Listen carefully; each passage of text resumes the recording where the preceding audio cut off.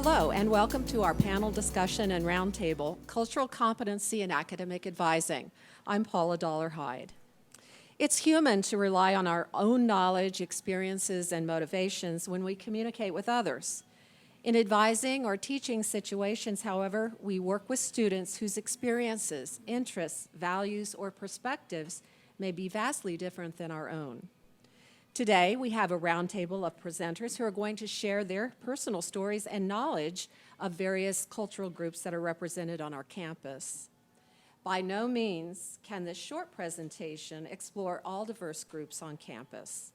Moreover, it is not our intention to make broad generalizations about any group of students. We're simply here to broaden our perspectives on cultural identity and to seek further to examine our own cultural assumptions and how we might continue to have empathy and respect for all individual students. We are so pleased to have 5 faculty members with us today and 3 students sharing their stories. Each presenter will be introduced and will have a few moments to share information. We ask that you hold off questions until each has had an opportunity to share. Perhaps you can jot down a few questions as we go along, because I believe our presenters will have interesting things to say and will engender some discussion. So our first presenter is Dr. Kristin Jacobson. She's Associate Professor and an IFD Fellow. She teaches and advises students in the Literature, American Studies, and Women's Gender and Sexuality Studies programs. She's here to address a few best practices for advising in the work with transgender and genderqueer students. Thank you, Kristin. Thanks. I basically want to highlight 3 best practices to consider when advising, but I think they also translate into teaching as well. And I should say that these best practices are coming from, I'm sort of compiling some information from an article from Radical Teacher by Dean Spade, as well as from some information that's on the website www.tolerance.com or .org. So the first best practice that I would suggest is to simply ask students when you meet them, what is their preferred name? This can be a great way to open up the conversation. So the key here is that this is of higher stakes for transgender students, especially issues of their preferred name and then preferred pronoun. But the thing is it's really like some people don't like Samantha, they like Sam. And so asking all students, or they've always gone by their middle name or a different name, that it's a way that because Stockton doesn't have a preferred name policy where students can sort of move forward and make sure that their preferred name is what's included in the roster that you get. This is just a great way to kind of open up that conversation, which I think relates to my next best practice, which is to be an ally. Simply asking that question is one way to signal to your preceptees, your advisees, that you're an ally. So if you have a precepting or advising syllabus, you might include a statement on there about a preferred name or preferred pronoun. In your advising materials, you could include that in your syllabi. And then it's about educating yourself as well. And so the information or additional information about educating yourself, I've compiled into a handout, which is by the door. If you didn't grab one when you came in, has some additional details about that. So the last best practice that I just would like to remind faculty and staff that are advising students is to maintain student privacy. In many ways, the students may be out in various parts of their lives and not out in other parts of their lives. And so the idea is that you wouldn't want to make assumptions about that aspect of their identity when interacting with them in other capacities. And so just like you would maintain privacy about their student grades, I think that this aspect of their identity is important to keep in mind too, that they may not be fully public in their identities. Thank you. Next is Dr. Donnetrice Allison. She's Associate Professor of Communication Studies and Africana Studies and newly elected Coordinator of Africana Studies.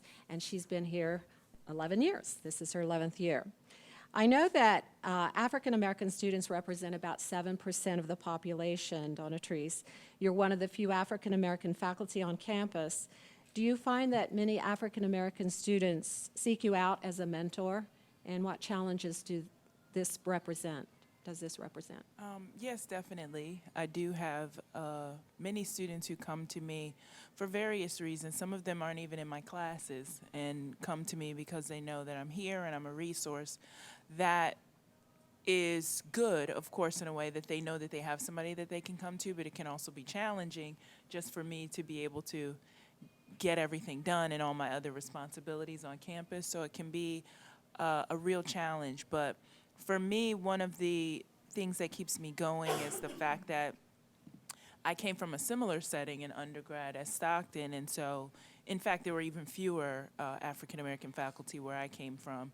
And so the one mentor that I developed a relationship with, we still have a relationship. So I feel like it was so important, as important as she was to me. I feel like I want to definitely be there for students that come to me from all, I get students from all majors and backgrounds. It's not just, you know, African-American communication majors, which there aren't that many. It's students from all over the campus that just know me from, you know, I've gone to talk to UBSS about different things or different presentations on campus. So that can be challenging because the numbers aren't where we want them to be as far as African-American faculty on campus, and not to mention the fact that we've been experiencing several retirements over the past few years, and so, you know, I'm feeling the squeeze even more that I'm someone that the students come and see. And one of the things just in terms of, you know, kind of something to consider, and this is not so much in advising as it is in classroom settings. One thing that I've had students talk to me quite a bit about is being in classes where they're the only African-American student, and then a subject come up, and the professors look at them like, okay, we need you to chime in and tell us all about Black people. And so that's something that they often feel really uncomfortable about, because obviously they don't want to feel like they have to represent an entire population of people. So they often feel that kind of anxiety inside when that happens, and they've encountered that quite a bit. So that's just one of the things that they come in my office and talk about. Often it's not even academic things. It's just when issues come up on campus that, you know, a remark was made or something derogatory was said, you know, they come to my office and want to talk about it, and what can we do, and, you know, what advice would you give for how do we move forward with this? So those are just a few of the kinds of things that I have encountered. Thank you. Next, Dr. Ramya Vijaya was born in India and did her graduate work in the United States. She's Associate Professor of Economics at Stockton, and she's going to talk to us about being an international student herself and the feelings that she had. Thanks, Paula. So I guess I just wanted to mention two things. One is the international student piece. That was really my primary experience. That puts a tremendous pressure of a certain kind, since U.S. immigration laws are very strict about who is offered the chance to stay on here, and there's a lot of pressure to choose majors that are job relevant, particularly kinds of jobs that Americans don't do. So there's a lot of intense pressure on international students to sort of match up to that idea of what U.S. immigration considers is useful skills for immigrants to have. And I think in my experience advising a few other international students, even second-generation immigrants feel that pressure secondhand, because their parents think they have to really match up their skills to what the U.S. economy wants at that particular moment, and what immigration services defines as skills that are valuable in immigrants. So that is, in my own experience and in my experience of advising other international students, can place tremendous pressure to not think of education in a liberal education sense, but really focus on the skills that will be valued. Very quickly, the second thing that I want to mention is that what comes up often in my conversations and what people often ask me about is the gender question. Being a South Asian woman, that comes up often, but I just want to say that gender stereotypes exist everywhere, so we should be helping them break stereotypes and not catering to a certain cultural notion of gender wherever they come from. So I just want to leave it at that. Thank you. Very good. Dr. Arnaldo Cordero-Roman is Associate Professor of Spanish. He's actively involved in the Faculty Senate, chairs the Student Affairs Committee, and is faculty co-chair of the Diversity Committee. He's here as a voice and advocate for anyone who's interested in languages and culture study. And he's going to talk a little bit about our Latino and Hispanic population. Arnaldo, I know that's about 12% of our population here at Stockton, and there's a rich diversity there. And could you speak to that for us? Yes, I certainly can. It's actually quite impressive that we have so many students, especially here in the Atlantic City area, that represent a number of countries, if not all of them, from Latin America. And as of late, we've had a wave, and I call them in waves. They come in waves from Spain even. So that brings to question, the geography, the geopolitics, demographics, and the Census Bureau here in the United States, because we have all these terms, who is Hispanic, who is Spanish, who is Latin American, who is Latino, who is Hispanic American, and all of these terms that we are confronting on a day in, day out basis affect students and how they identify with their particular cultures. So when they come to my office for advising, of course, one has to be sensitive not only to the issue of cultural heritage, but also to language acquisition and the fluency within how to express yourself, be it in one language, be it in two languages, or be it in multiple languages. I think that as educators, we have to have a strong concept and notion of who we are and where we come from. That the idea of Latin America involves a continent. It's America Latina. And what does Latin mean then? Well, it could mean that it could be derived from the Latin language, but this goes back centuries. And so we come across as Hispania, and Hispania is the poetic term or name for Hispanic, and Hispanic means that you come from a Spanish-speaking heritage or that cultural connection from Spain, and this goes back centuries. I think it would surprise a lot of people to know that the first European language that was spoken here in this nation was Spanish. And it isn't the first language, because not even in Latin America we can say that it's Spanish because of the indigenous populations that we have. There are nations where there are borders with other nations all over the Americas that have what we call language and cultural interference or connections, interconnections, and that involves a lot of multilingualism. So to say that someone, the question I often get asked is basically, are you Spanish? And I smile and I say, well, I'm a Spanish speaker. I come from a Spanish-speaking nation, country.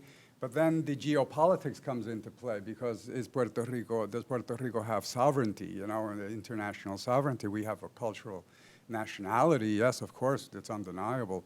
And Caribbeanization is another concept that comes to play. But no, I often say and answer, I am a Spanish speaker, and I come from, my homeland is Puerto Rico. I am both Hispanic, I am Puerto Rican, I am Latino American. I represent all of those categories.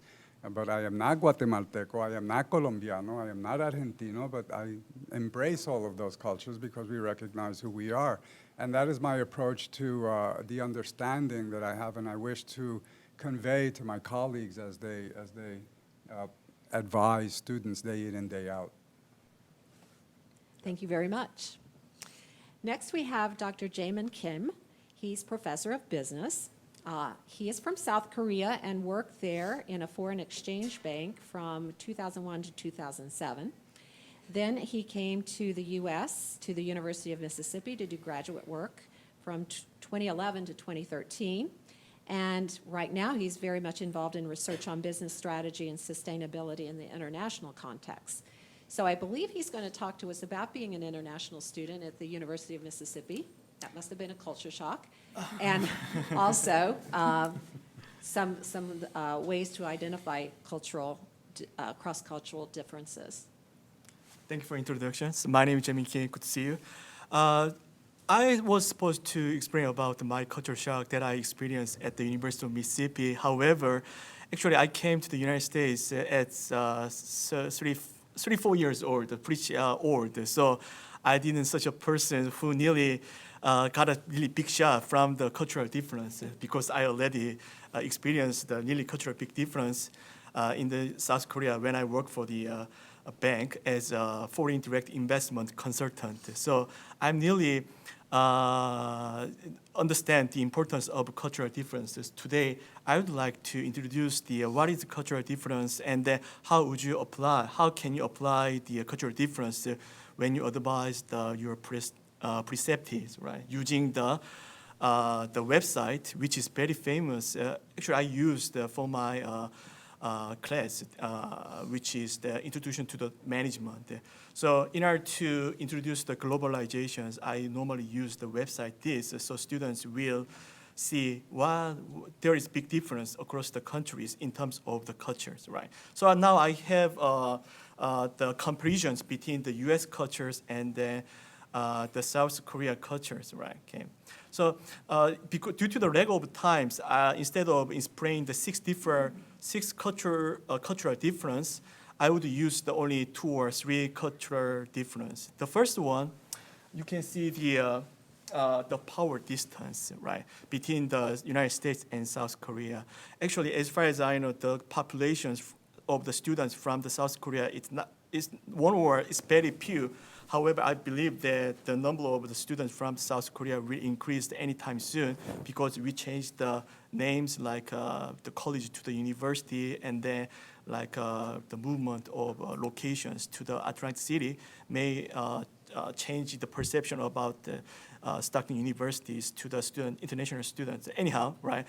The power distance is defined as the extent to which less powerful persons accept the idea that power is unequally distributed, right? So if we apply this idea to the advising or preceptorial work, the less powerful person may be the preceptee, and the more powerful person is the preceptors, right? So the preceptee who come from the high power distance countries tend to accept the power is unequally distributed between the preceptee and preceptors. So they're less likely to raise the questions or provide different perspective about the advice. So they tend to just listen to the preceptors, right? So I recommend if you just encounter the preceptees who from the high power distant countries, try to make the environment where they can freely suggest and raise the questions to the professors and the preceptors, right? And the second one I would like to share is the collectivism and individualism. United States definitely characterized by the high individualisms, but some countries in the Asia, for example, South Korea, is very collectivism, right? So they love to get together and then they want to have a lunch, dinners together with the peoples, right? So people from the high collectivism countries are really afraid of being demoted from the groups, right? So the preceptive from the high collectivism countries may be not satisfied with campus life if they are not involved in the groups, right? So as preceptors, we can provide the good advice and then share some concern by asking, are you nearly involved in some groups or some affiliations? So they really want to get a high sense of the affiliations, right?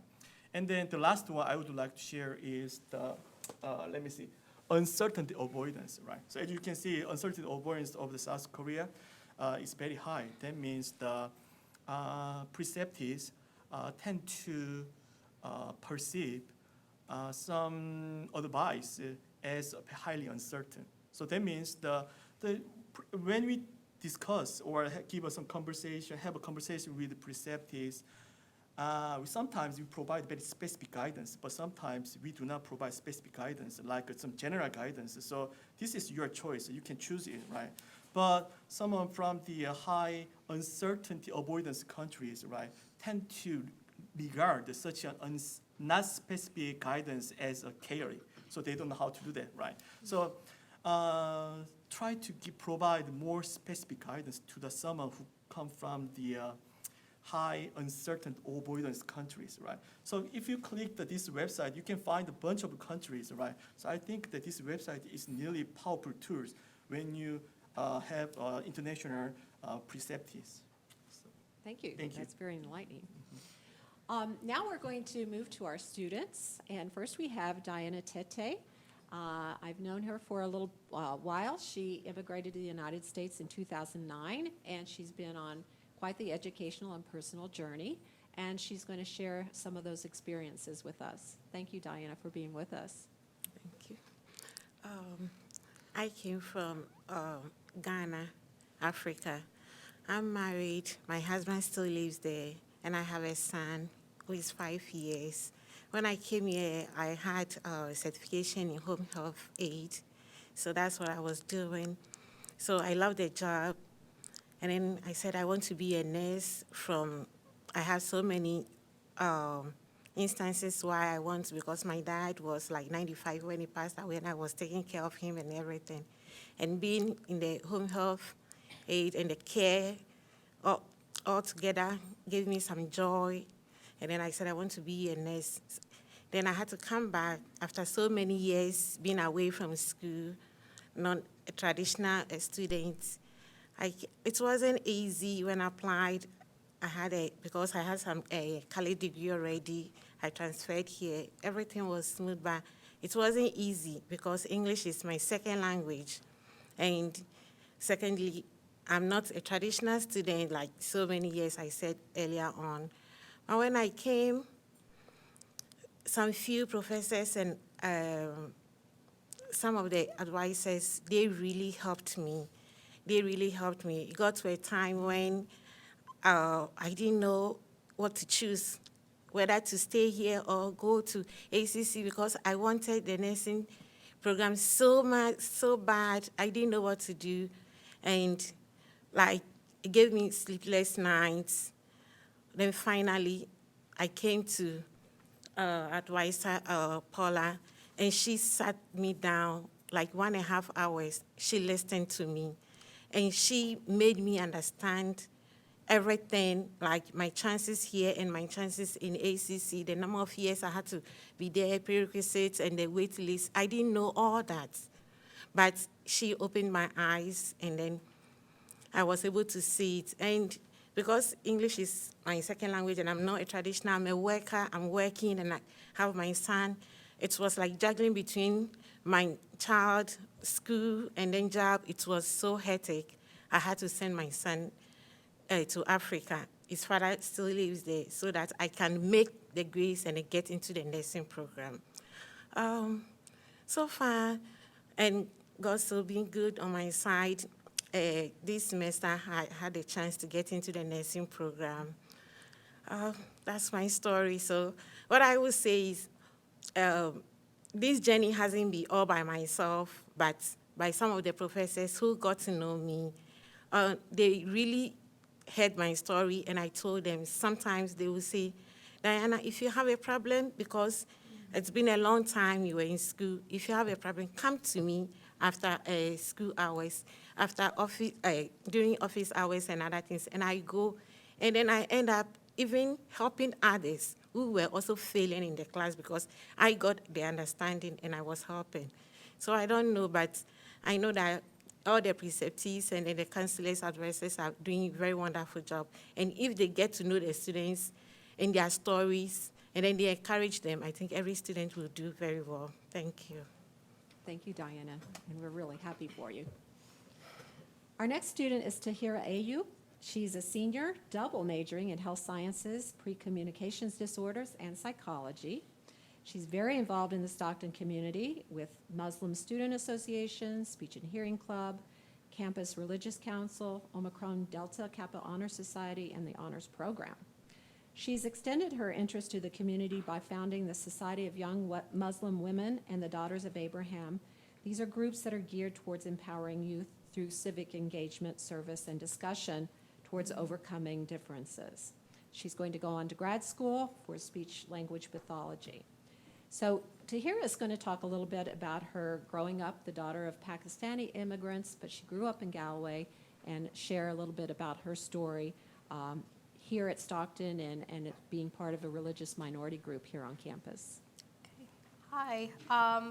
So like Paula said, I'm the daughter of immigrants. My parents immigrated here from Pakistan about 20 to 30 years ago. My siblings and I were raised and born here in America. But balancing both those cultures of being Pakistani and also being an American have definitely influenced my identity, as well as being a Muslim woman.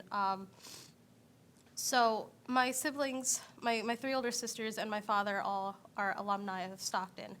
My three older sisters went for the medical field, so they're all in various parts of medical school. For the longest time, I assumed that I wanted to be a doctor as well. When I decided I didn't want to deal with all of that, my biggest fear for a very long time was me disappointing my parents, telling them that I didn't want to be a doctor. I'm very, very lucky that I was pleasantly surprised that my parents were actually very, very supportive of my decision not to be a doctor. But that experience also made me realize that there are a lot of people in my culture that aren't as lucky as I am. There's a lot of stereotypes within my culture where being a doctor or an engineer or a lawyer are the only career choices that are appropriate for your parents' view of your life. But one of the things that definitely influenced me wanting to become a speech-language pathologist, hopefully, was about a year and a half ago, my grandfather had a stroke here at Atlantic Care. He was in the hospital for about 5 weeks, and his strokes were so bad that he lost his ability to speak, amongst other things. He was given a speech-language pathologist. She was very helpful. She was very caring. However, there was the language barrier. She could only do so much because his primary language was not English, it was Urdu, because he was also an immigrant from Pakistan. So he struggled with his communication for 5 weeks. Unfortunately, he did pass away, but me realizing that, communication is such an important thing as humans. And so watching him struggle for the final 5 weeks of his life made me realize that I don't want to see anyone else go through that. And if I could be that person to make sure that there are bilingual speech therapists and that other minority groups are represented in this field, then I want to be that person. So that also influenced me to apply for a program by the American Speech and Hearing Association called the Minority Student Leadership Program. And I think that that was definitely a big game changer for me. I was involved with 40 other students from around the world, mostly in the nation, but also international students. And they were all so empowering and so uplifting that I feel like if I could become a speech-language pathologist for bilingual patients, then I think that that's probably the best thing that I can do. And that empowerment has also brought me to speak up for Muslim women as well through the groups that I do, the Society of Young Muslim Women, the Daughters of Abraham, which is an interfaith group, and I also write for, various news sources. So I'm definitely very much for giving a voice to the voiceless. So yes. Thank you. Our final student is Maryam Sarhan. She is a political science degree candidate with a global studies minor and pre-law concentration. She also serves as a student trustee on the Board of Trustees at Stockton. She's a member of the Student Senate, where she chairs the Government Affairs Committee. She's very committed to international law, human rights, and social and political activism. So she's done quite a bit in that area. And again, another interesting educational journey and someone who speaks out for Muslim women. Can you tell us a little bit about your story? Sure, absolutely. So as Paula mentioned, as an Egyptian American woman, I also was an immigrant at a very young age. My family immigrated here when I was 6. So at that time, my first language was Arabic. So going through the school system, I had to learn a new language, which involved the support of my teachers as well as my classmates. So that experience, balancing 2 languages, really impacted who I am as in terms of my identity, but also having the foresight to see how, in the future, how can I help bridge some of these gaps? As Tahar mentioned, communication is really important. And so I always make a joke with my parents, I can never go one conversation without mixing the 2 together, which I think is, is very common with a lot of immigrants with 2 languages that, they mix together. By the time I was in the 5th grade, I had made my choice to wear the hijab. And the students that I had grown up with my entire life suddenly saw me as someone different. And the only difference was that I had material that covered my head and shoulders. That was the only difference. But somehow I was a new, different person, someone that they thought was different, someone who was not welcome in the class, anymore. And so growing up with that experience, I had to learn how to react and respond to people's body signals around me, and also how to, facilitate open dialogues with people, even if I know they may have some prejudices or they're just simply unaware of where I come from or what my culture is or what my religion is. And so those experiences came with me when I came here to Stockton. And what I wanted and what I've learned, and those experiences coming here, what I've learned is that the best way for our educators, our professors, and our academic advisors to be allies for our students both in and out of the classroom is by understanding that international students or students who have different cultural and religious backgrounds, they all have different experiences that are very unique to them. So for example, Tara and I are both Muslim hijabi women, but our experiences are very much different from each other. Tara comes from Pakistan, which is in Asia, and I come from Egypt, which is in Africa. But just because I come from Africa and just because I'm Muslim doesn't mean that all of Africa has the same religious or cultural, like societal norms or expectations. And so I think what tends to happen is the overgeneralization based on continental boundaries, which simply is not true. So understanding that there are subcultures within cultures is really important too. And so my advice is always simply just asking the student about their background. What are your boundaries?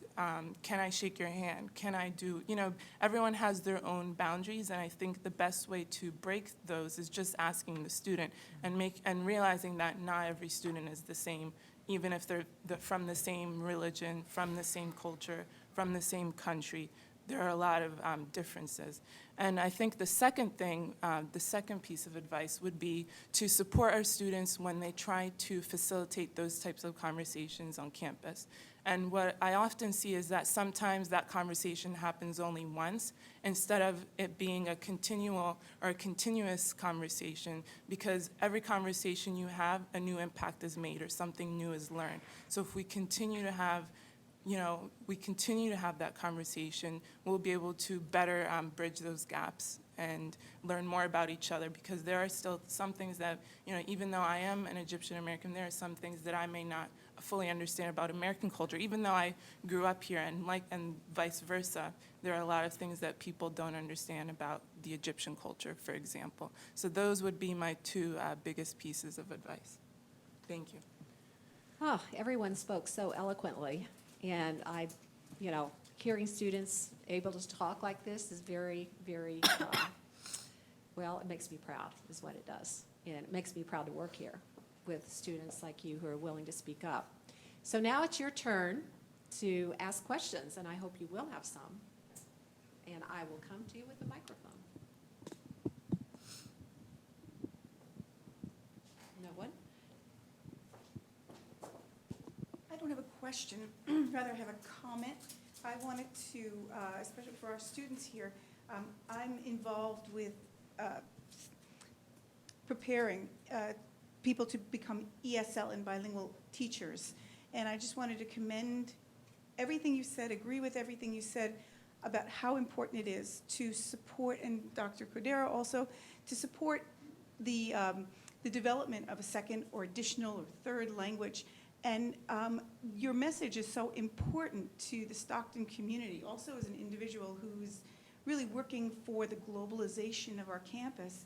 You three, and there's many more of you, are just models of the kind of global citizens that we need to have more interaction with. So I encourage you to talk to all of your classmates and all your colleagues and tell them the same message about the importance of learning a second, third, fourth language, and also the idea that multiculturalism is with us. It's so important, and for our faculty members too, to be prepared to precept students who are from other cultures. That just the sensitivity and the information that everyone has shared today is just essential. So thank you very much. You're welcome. I believe the Office of Global Engagement is now asking for people to be mentors to international students to help them learn American culture. And so that would be an interesting thing to pair up with someone and help an international student with that. Just an interesting anecdote, I have a friend from Iran, and last night we were talking, and she goes, it was really hard for me when I came here because everybody wanted to hug me. She goes, we don't hug in Iran. I said, oh, I'm guilty.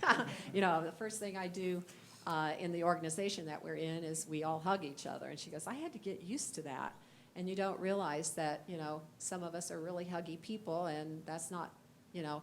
And the other thing that she was telling me is that she calls her friends Mrs. by their husband's name, like Mrs. Larry or Mrs.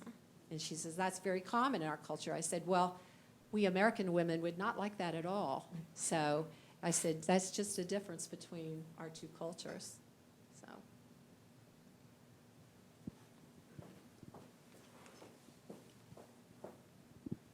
Yeah, I don't really have a question, but I'm going to piggyback off what Paula said because it's an experience that I had after I was here as an advisor for about 2 years. And a young woman had come into my office multiple times. She was a social work major, very, very sharp, very, very bright, and was from Pakistan. And, you know, through multiple conversations, I found out she was in a marriage that she wasn't really happy in. And that's when, you know, I've talked about this in the office, that's when the American feminist in me turned on.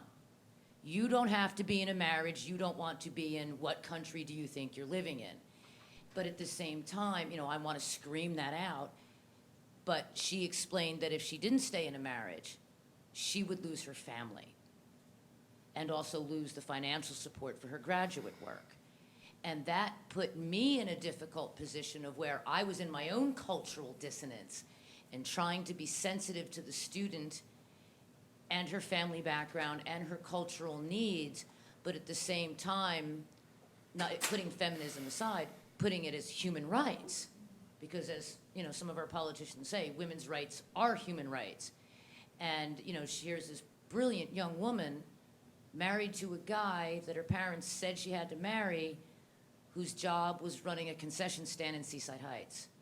So I saw her not only being in a marriage she didn't want to be in, but ending up being the main provider, probably for the rest of her life. So, I mean, I try to understand from their point of view, but at the same time, I'm looking at my point of view with some values that I hold above all else, which is a right of individualism to make their own decision. So that puts somebody in my position or somebody in a faculty position kind of on the ledge there. I mean, where do you go with that? And I'd be interested in hear how some of the faculty would deal with a situation like that, where you have your values on this side and understanding their values, but trying to find a happy medium where you think you can both work at it. Anybody want to comment on that? Yeah, actually, I would. It's a tough situation. Like I said, there are gender stereotypes in every cultures, right? It is not our job, in my opinion, to cater to those stereotypes at all. Human rights are about everything else, right? So you can only enable her to make that choice, but I don't think you should shy away from enabling her to make that choice, because that is about all the human right. I don't, by qualifying it as an American ideal, I almost think that's, in my opinion, wrong, because there is a lot of very progressive feminism all over the world. I think the idea that feminism is an American concept in itself is wrong. I think many feminists in India or Pakistan would also agree that leave a marriage that is not working for you, but make that decision on your own. So I don't think it's really dissonance. I think it's fair to tell her that you have that choice, but then leave it at that and help her make the decision. I don't think it's US feminism versus some culture that is anti-feminist, because all cultures have a strong strain of feminism.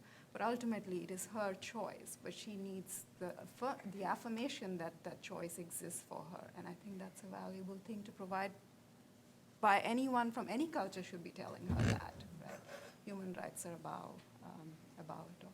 So. If I can also address that issue from the male, Latino, Hispanic perspective, within all of our cultures, it's practically an expectation, and this is a generalization, and as I've learned way in the past that generalizations are falsifications, but the issue of having to marry within the culture. And in my case, I can attest to you can marry within the culture, but what does that mean? It's not sufficient that the person speak the language or speak the languages. It's the nationality, it's the cultural innuendos, it's everything that has to do with family outlook. So when you marry outside of the culture, and outside of the culture, in my case, for example, I married a woman who was Hispanic, born in Venezuela, but raised here in the United States. Now, I couldn't go home to Puerto Rico and say, this is going to be my wife. In fact, my parents never called her by her first name. Esa es su esposa. Dile a su esposa, tell your wife to come here for dinner, So all of these issues, but they make families grow, and they make you take it on the positive side.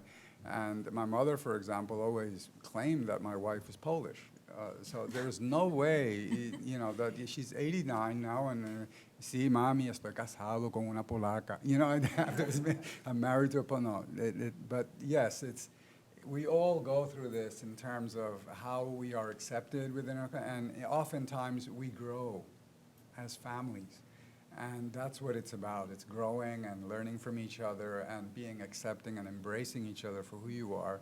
And those cultural sensitivities cross all borders, all languages, and all patterns of behavior. It's funny.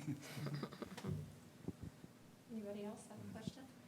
Yeah, I want to say a little.